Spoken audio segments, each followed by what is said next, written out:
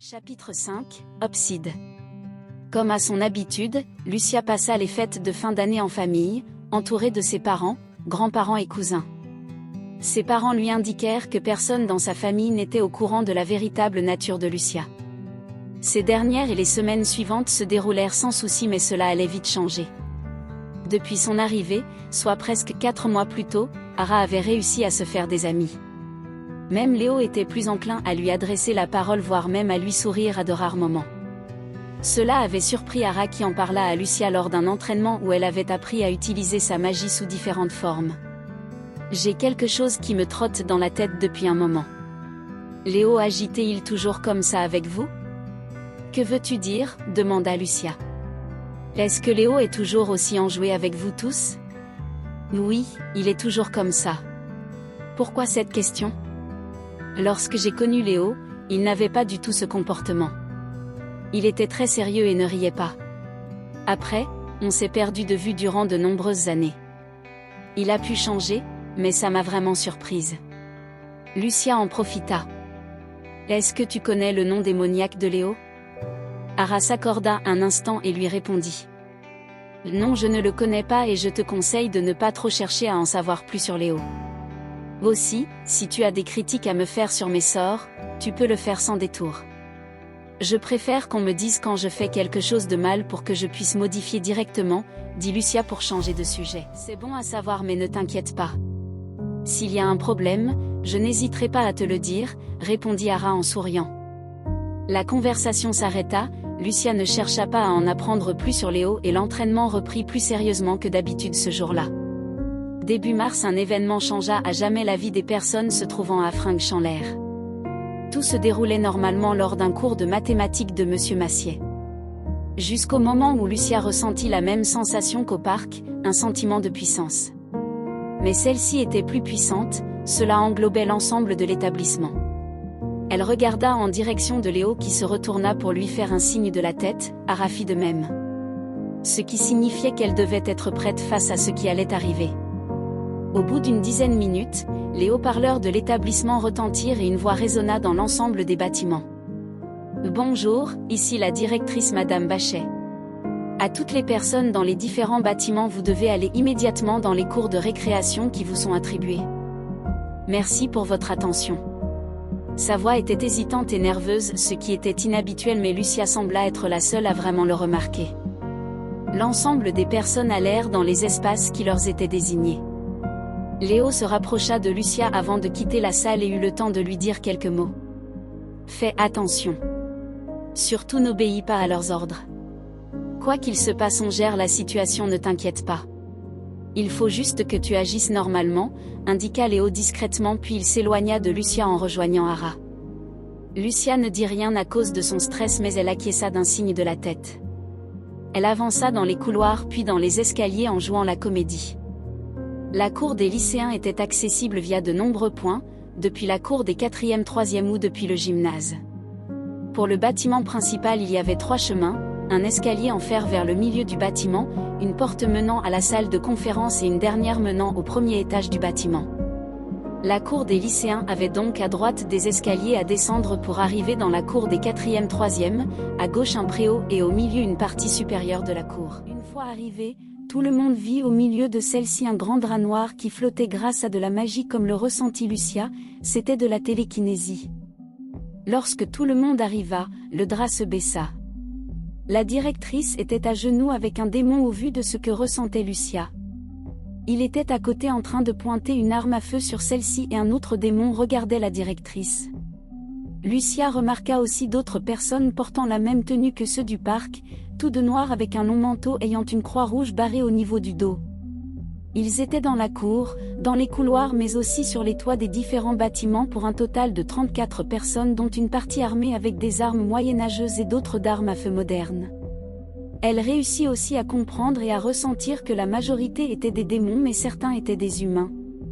Lucia comprit qu'ils étaient vraisemblablement venus la chercher et si elle ne se livrait pas, il y aurait peut-être des blessés voire des victimes. Elle commença à trembler de peur.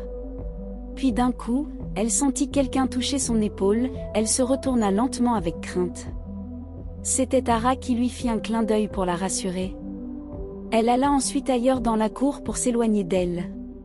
Certaines personnes commencèrent à hurler, d'autres à filmer la scène et d'autres à essayer d'appeler la police. Or l'ensemble des téléphones était éteint et impossible de les rallumer. Le ravisseur ne tenant pas d'arme à feu prit la parole. « Bien le bonjour à vous toutes et tous. Je me présente, je suis Mars. Nous sommes ici pour 2 raisons. Il y a peu certains de mes amis ont eu une altercation avec des personnes venant de cet établissement. Je veux donc avoir la personne que nous voulions prendre de base et celle qui l'a protégée. Vous avez exactement 2 minutes pour venir ou j'exécute votre directrice et 1 minute après j'ordonne de tirer sur vos camarades dans les autres cours. Le ou la première qui tente de fuir sera abattu directement car je vous déteste tous. Mais je ne suis pas là pour vous tuer, vous savez la géopolitique tout ça bref. Vous comprenez un minimum j'imagine même si vous n'êtes que des nus. » L'ensemble des élèves et professeurs présents commencèrent à murmurer. D'un coup le compagnon de Mars tira en l'air. J'ai demandé 2 choses et je crois que le fait de parler n'en fait pas partie. Ça mérite une punition j'imagine. MMMMH, laissez-moi réfléchir. Oh j'ai trouvé, j'ai une personne sous ma main. Vas-y Palk. Palk leva son pistolet et asséna un coup sur la tête de la directrice qui la fit tomber point haut au sol. Des otages crièrent et Palk tira une nouvelle fois. Pendant ce temps Lucia avança rapidement en passant entre les otages pour éviter un massacre. Vous voulez que je l'exécute ou quoi? Vous ne l'aimez pas c'est ça? J'ai vraiment mal choisi la personne à prendre en otage à côté de moi apparemment, dit Mars en hallucinant et en faisant de grands signes. Pour aller à l'endroit où se situait Mars, il fallait monter un escalier en pierre. Lucia arriva à proximité et sans hésiter elle mit un pied sur une des marches mais elle fut poussée en arrière. C'était Léo qui commença à monter. Les otages et les membres du groupe commencèrent à regarder de plus en plus Léo. Mars le remarqua puis il commença à l'applaudir tout en clamant. « Bien, vous êtes sûrement le protecteur qui a réussi à mettre mes hommes à terre. » Léo regardait droit dans les yeux Mars sans parler tout en souriant. « Oh je vois. On ne veut pas parler, mais tu peux parler si tu veux. La nuit ne va pas recevoir un autre coup si tu me parles. » Léo ne disait rien et il fixait Mars. Il régnait un silence de plomb. Mars regarda rapidement Palk. Il le vit avec les yeux écarquillés ce qui l'interloqua et lui demanda. « Qu'est-ce qu'il y a Palk ?» Mars remarqua que Palk était surpris à cause de la présence de Léo. Il commença même à reculer de peur. Mars lança à Léo. « Attendez, vous êtes qui pour lui susciter une telle peur ?» Léo décrocha ses premiers mots pour Mars. Palk et moi on se connaît depuis un moment suite à une rencontre dans des terres sous un climat que j'affectionne particulièrement. Dommage qu'il n'ait plus sa langue, c'eût été intéressant d'échanger quelques mots avec lui, expliqua Léo en souriant. Palk continua à reculer puis d'un coup quelque chose de translucide commença à apparaître au niveau de son dos pour prendre la forme d'ailes de chauve-souris. C'était la magie de l'ombre comprit Lucia. Il se mit en position comme pour sauter mais il fut stoppé net, transpercé par une lance tenue par une personne ayant sauté d'un toit d'apparence féminine, cagoulée et avec de longs cheveux noirs. Lucia ne l'avait même pas vu venir. Puis elle remarqua ensuite que la lancière était une humaine et non un démon. L'empaleuse retira sa lance du corps de Palk qui tomba lourdement au sol et elle repartit à son ancien emplacement. Un démon déchu arriva, prit le drap noir et le déposa sur le cadavre de Palk. Personne ne parlait, tout le monde était ébahi par la tournure surnaturelle des événements. Lucia comprit à ce moment que rien ne serait plus jamais comme avant. Mars regarda Léo en le dévisageant. « Vous êtes qui pour faire peur à notre bourreau psychopathe ?» Léo lui accorda ces mots avec un sourire hautain. « Je suis enfin, j'étais au vu de son état de mort actuel, un ennemi pour lui. Ce qui lui a valu la malchance de perdre sa langue mais je n'avais pas eu la chance de l'éliminer. Merci d'avoir fini le travail à ma place. Si vous tuez vous-même vos membres, je vais finir à la retraite. » Lucia vit le visage de Mars devenir noir de colère. Il claqua des doigts, leva son épée en étant sur le point de la jeter sur Léo. Toutefois, ce ne fut pas l'épée qui alla sur Léo mais une lance venue du ciel. Celui-ci n'eut pas le temps de réagir. Il fut soudainement projeté à toute vitesse contre le mur du préau avec un bruit de métal qui se tord. Il avait été touché de plein fouet. Une fumée grise émana suite au choc. Les otages regardèrent partout et virent que l'empaleuse ne tenait plus sa lance. Léo fut alors à son tour empalé. La première ou le premier qui crie il ou elle sera exécuté immédiatement. Je déteste vos petits cris de misérables nus, cria Mars. Un lourd silence s'abattit dans la cour. Les seuls bruits perceptibles étaient ceux des autres cours avec les discussions et les voitures qui passaient à proximité. Eh bien, maintenant je veux la seconde personne dans les 30 secondes, ajouta Mars d'un ton pressé. Lucia ne savait pas quoi faire. Elle avait failli monter alors que Léo et Ara lui avaient fait comprendre de ne pas bouger. Mais maintenant que faire ? À la surprise générale, la voix de Léo se fit entendre. C'est toi le misérable qui s'attaque à plusieurs contre des humains que vous considérez comme faibles. Vous avez peur d'eux ou vous n'avez juste aucun honneur ? Tout le monde se retourna en direction de Léo. La fumée fut dissipée à la suite d'un son métallique. Cela était un coup sur le sol de la lance que tenait Léo. Ces misérables n'ont pas d'honneur. Ce sont des faibles et des lâches et pourtant vous essayez de les protéger en collaborant avec ces nus. Cria Mars. Léo soupira et dit. Vous ne valez pas mieux que certains humains sur ce point de racisme. Mine de rien vous n'êtes pas si différents des humains. Tu peux dire ce que tu veux, ça ne changera rien à notre plan. Si je me souviens bien, j'ai demandé à une deuxième personne de venir. Si tu ne viens pas dans la minute, j'exécute ton protecteur. Hurla Mars à la foule. Lucia se situant proche des marches les regarda encore. En relevant la tête et en regardant dans la direction où était partie Ara, elle fut intriguée par le regard d'un homme qui lui fit nom de la tête à l'opposé de la cour. Il était habillé d'un costard avec un long manteau. Il ne faisait pas partie de l'établissement ni des attaquants, personne n'avait remarqué cette personne malgré son style vestimentaire si particulier dans un lycée. Léo rigola tout en se décalant légèrement vers la gauche. Tu crois que je ne savais pas que vous alliez tenter d'attaquer cet endroit à la suite de la cuisante défaite de tes compagnons ? Intéressant, vraiment dommage qu'on ne soit pas du même côté. Tu es rempli de ressources. Je te propose un marché, tu rejoins les déchus et mes compagnons et moi te laisserons vivre peu importe qui tu es et ce que tu as fait contre notre camp, proposa Mars. Léo s'accorda un temps de réflexion.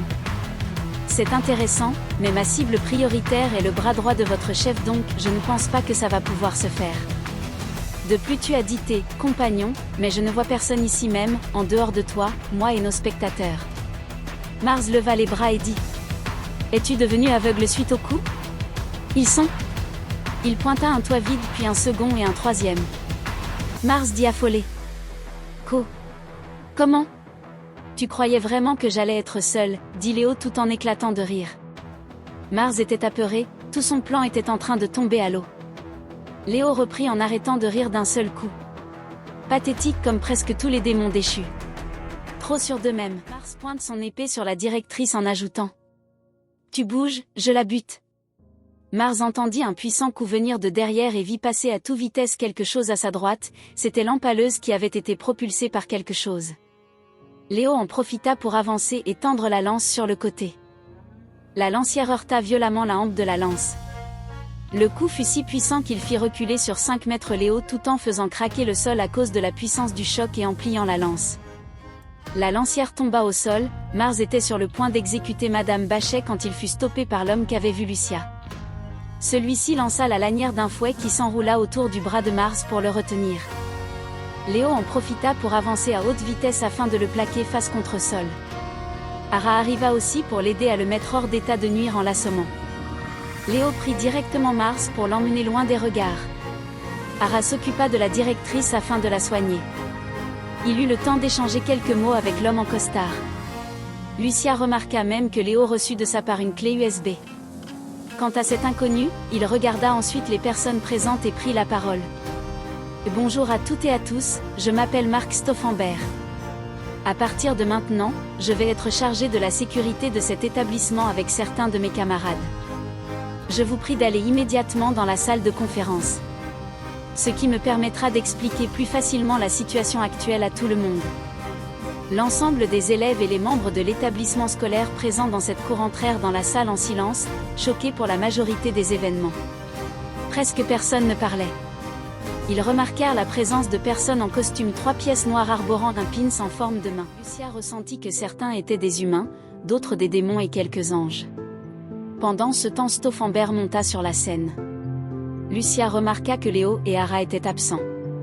Elle comprit qu'ils auraient été le centre de l'attention. Monsieur Stauffenberg prit le microphone. Je demande votre attention. Le peu de personnes qui parlaient se taisèrent directement pour l'écouter. Bien, je vous remercie, je me représente. Je suis Marc Stauffenberg et je vais être chargé de la sécurité de cet établissement scolaire suite à l'attaque qu'il a subie. Pendant ces événements, comme vous l'avez sans doute remarqué, nous avons paralysé vos téléphones pour des raisons de sécurité. Une fois cette conférence finie, ils refonctionneront normalement. Pour ce qui s'est passé aujourd'hui, pour vous c'est surnaturel et potentiellement effrayant. Pour votre camarade du nom de Léo Dumont, quoi que je dise, vous allez peut-être avoir peur de lui, mais il est amical envers vous. Son but est, comme vous l'avez entendu par l'autre dégénéré, de protéger une personne importante. Pour diverses raisons, cette personne restera dans cet établissement et gardera son anonymat. On assurera encore plus de sécurité à cette personne et également pour vous. Même si Léo peut gérer tout ça, notre présence permettra de vous rassurer et d'éviter au maximum les problèmes. Certains commencèrent à parler entre eux, Monsieur Stauffenberg reprit avec un ton beaucoup plus strict afin de les faire taire. De plus, il vous est interdit de parler de ces événements même aux autres élèves sous peine de représailles du gouvernement et de moi-même. Nous ne plaisanterons pas sur ce sujet. Des questions ? Tout le monde se regarda pour voir si des personnes avaient des questions. Au bout d'un moment de silence, une personne leva la main, c'était un professeur de mathématiques. Monsieur Stauffenberg lui accorda la parole. Le mathématicien dit en stressant un peu. Vous êtes quoi et vous travaillez pour qui ? Nous travaillons pour de nombreux gouvernements dont celui de la France. On ne vous veut donc aucun mal. Pour ce qui est de notre nature, je ne peux vous donner ces informations susceptibles de créer un risque de fuite. Nous ne sommes jamais trop prudents. Je m'excuse de ne pas pouvoir vous fournir plus d'explications. Suite à cette réponse, tout le monde comprit que Monsieur Stauffenberg ne répondrait à aucune des questions intéressantes que se posaient de nombreuses personnes. Je vois que vous n'avez pas d'autres questions.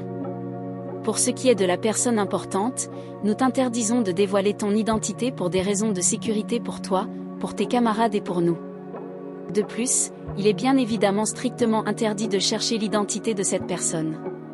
Si vous avez des questions qui vous viennent à l'esprit, vous pourrez les poser aux membres qui seront chargés de votre sécurité. Elles y répondront dans la mesure du possible. Je vous invite donc à sortir de la salle. Au franchissement de la porte, vos téléphones refonctionneront au fur et à mesure. Tout le monde sortit en silence en passant devant les membres chargés de la sécurité. Depuis les événements survenus dans l'établissement scolaire, de nombreux changements eurent lieu. Léo et Ara étaient évités par les élèves, les professeurs, le personnel de l'établissement par crainte et dégoût. Les gardes de Marc Stauffenberg étaient tout le temps présents dans l'établissement pour éviter certains problèmes. Comme ceux cherchant des ennuis à l'encontre de Léo et Ara, mais aussi les personnes cherchant à connaître la véritable nature de la personne recherchée. Ceux dérogeant aux règles furent pris à partie pour une entrevue qui, selon la rumeur, était rapide mais efficace. 2 élèves de la classe de Lucia en subirent les frais suite à leur tentative de voler les affaires de sport d'Ara pour trouver des informations. Ils furent attrapés directement par Monsieur Stauffenberg lui-même qui les croisa dans les couloirs du lycée avec le sac d'Ara. Bien le bonjour Madame Monson et Monsieur Neves. Je crois que vous n'avez pas bien compris mes pros. Non nous, commença à dire Nicolas en stressant. En plus vous me coupez la parole et vous voulez me prendre pour un con. Mais je parle bien français en ce moment donc vous devez comprendre. Que ce soit clair pour vous mais aussi pour nos spectateurs et rapporteurs. Sachez que là vous vous attaquez à Ara et à Léo. Je dis ça car s'ils le souhaitent ils peuvent supprimer toutes les personnes dans ce couloir en une dizaine de secondes. Ces mots glacèrent le sang de tous les lycéens présents. Je veux bien que certains d'entre vous soient limités car c'est le lycée mais je pense que vous avez un minimum d'instinct de survie. Alors, vous allez remettre ce sac à son emplacement précis. Maintenant et sans rien dire. Les 2 se précipitèrent pour remettre le sac d'Ara à sa place initiale. Depuis cet événement plus rien à l'encontre de Léo et d'Ara n'eut lieu. Lucia évitait les rapports en public avec Léo, Ara et les collègues de Monsieur Stauffenberg pour ne pas éveiller les soupçons. Cette situation tendue dura pendant 2 mois, jusqu'à un incident en cours de chimie. Léo participait malgré tout aux cours sauf à ceux nécessitant d'être plus de 2, en cas de nécessité de binôme il se mettait avec Ara directement. Ce jour-ci, les élèves de la classe de Lucia étaient en travaux pratiques par groupe de 2. Léo et Ara avaient déjà fini et remplissaient le questionnaire. Pour réaliser ce travail pratique, il fallait prendre sous une hotte un peu de soude qui se situait en hauteur dans un bocal. Un élève du nom de Pierre Appelgame voulut le prendre mais poussa sans le vouloir un autre liquide chimique qui allait lui tomber dessus. En voyant tomber le liquide, il se baissa et se couvrit la tête tout en criant. Tout le monde se retourna, Pierre était à terre sain et sauf. Le plus extraordinaire était que le liquide se trouvait en lévitation. Lucia fut la première à regarder en direction de Léo et d'Ara qui faisaient un signe de la main en direction du récipient. Lucia ressentit une puissance émanant de ces derniers, la télékinésie. Ils firent bouger légèrement leurs doigts et l'objet se posa à sa place d'origine avec son liquide. À la fin des cours, juste avant de sortir de la classe, Pierre alla voir ses sauveurs. Ara et Léo, je vous remercie pour tout à l'heure, dit Pierre en bégayant. C'est normal ce qu'on a fait, répondit Léo tout en sortant sans broncher. De rien, il est un peu distant mais il apprécie que tu nous remercies, répondit Ara en lui faisant un clin d'œil pour rassurer Pierre. Tous les élèves et le personnel eurent des échos de cette action. Ce qui eut pour répercussion de diminuer l'animosité vis-à-vis des 2 rejetés et certaines personnes recommencèrent même à leur adresser la parole. Suite à cet événement, Lucia donna rendez-vous au gymnase à Léo en lui envoyant un message sur son téléphone. C'est possible qu'on se voit après les cours au gymnase ? Léo arriva seul sans Ara. Tu m'as demandé de venir ? Oui, avec ce qui s'est passé aujourd'hui, je souhaite accélérer mon apprentissage des sorts, dit Lucia avec engouement. Léo inspira, il se passa les mains dans les cheveux et expira lentement. C'est possible mais suite à ma décision et celle de tes parents tu as du retard sur ce que tu devrais pouvoir faire en termes de magie vu ta nature. Même Ara n'a pas pu compenser ce retard alors qu'elle est excellente en magie et surtout en pédagogie. J'ai pensé à une alternative pour combler ce manque et rattraper ton retard tout en favorisant ton apprentissage. On va passer un pacte. Normalement c'est interdit mais au vu de la situation je vais proposer cela au chef de la Manus et en fonction de leur réponse on avisera. En quoi consiste ce pacte Léo ? Il n'est pas expliqué complètement dans les classeurs que je t'avais fournis. Il est répertorié secret en partie. Tu n'y as pas encore l'accréditation, en tout cas pour l'instant. Les principes de ce pacte sont nombreux, ça dépend comment il est réalisé et avec qui mais la base est la même à chaque fois. L'objectif sera de créer un lien mental entre nous 2 pour que tu aies accès à mes capacités et ainsi plus facilement les reproduire. Là le but est plutôt positif, car certains pactes sont plus ou moins contraignants pour l'une des 2 personnes. Tu as d'autres requêtes ou questions ? Non pas spécialement. Très bien, je te souhaite une bonne soirée et je te laisse partir la première. Andrew est déjà là au même endroit que d'habitude. D'accord, merci pour le temps que tu m'accordes. À demain. Lucia partit donc la première, il n'y avait déjà plus personne dans l'établissement scolaire. La voiture du chauffeur était garée au même endroit et elle entra. Bonsoir, dit Lucia en s'asseyant. Bonsoir madame, je vous ramène chez vous comme d'habitude, dit Andrew en démarrant. Oui, s'il vous plaît. Lucia souhaitait en apprendre plus sur ce chauffeur. Il semblait uniquement humain mais elle attendit une dizaine de minutes. De plus, elle pourrait peut-être en apprendre plus sur Léo et la Manus. Excusez-moi, est-ce que je peux parler avec vous de certaines choses ? Vous pouvez Lucia, je répondrai si je le peux. Vous faites partie de quel groupe de la Manus ? Je suis un humain de ce qu'il y a de plus basique. Je n'ai aucune affinité avec la magie. Lucia fut surprise mais elle poursuivit. Cette question peut être déplacée mais pourquoi vous avoir choisi pour me protéger lors de mes déplacements tardifs ? Car je suis un excellent conducteur en cas d'extraction. De toute façon en cas de problème, il suffit que j'appuie sur un bouton dans le véhicule ou que j'appelle un certain numéro pour recevoir de l'aide de la personne que vous appelez actuellement Léo Dumont. Vous connaissez bien Léo ? Il répondit en prenant son temps. Je le connais depuis maintenant une vingtaine d'années. Vous vous êtes rencontrés comment ? Cette fois-ci il hésita plus longuement à répondre. Léo m'a donné la possibilité de vous expliquer certaines choses. Nous nous sommes rencontrés lors d'un braquage de banque qui a mal tourné. Léo était sous couverture de la Manus sans que nous le sachions dans la bande. La raison était que nous avions accepté de travailler sans le savoir pour un commanditaire qui s'avérait être un ange déchu. Le but du braquage était de dérober de l'argent d'une banque et de prendre aussi des documents afin de les fournir à ce commanditaire. Léo réussit sa mission en tuant un de mes anciens camarades qui connaissait la nature de notre client et en faisant arrêter le commanditaire du braquage pour lui soutirer des informations. Il y avait quoi dans ces documents? Les autres membres du groupe, où sont-ils? Il se passa une bonne dizaine de secondes avant qu'ils ne répondent. Je n'ai vu que certains documents, croyez-moi, il vaut mieux ne pas savoir. Vous n'avez pour l'instant pas les droits d'accès à ces informations. Pour mes compagnons, ils sont soit morts, en prison ou devenus des membres de la Manus. Il y a eu une dispute qui a dissous le groupe lorsque nous avons appris la vérité. Lucia sentit que cela le touchait d'en parler. Elle décida d'arrêter en changeant de sujet. Vous avez une famille? Le chauffeur sembla surpris par cette question. Oui, j'ai une fille, Clara, âgée de 5 ans, et Léo en est le parrain. Elle est avec sa mère au Touquet. Sa mère se nomme Brigitte Guiselin. Vous la connaissez peut-être, elle est dans la vie politique. Oui, j'ai déjà entendu son nom par ma mère. J'ai oublié de vous demander, quel est votre nom? Je me nomme Andrew Ashman. Votre mère connaît ma femme? Oui, ma mère est architecte. Elle a déjà travaillé pour la ville du Touquet et elle a rencontré votre femme à plusieurs reprises. Elle m'en a parlé à 2-3 reprises. D'accord, je tiens quand même à vous signaler que ma femme n'est pas au courant pour la Manus. Pour elle, je travaille dans une société de transport de personnes.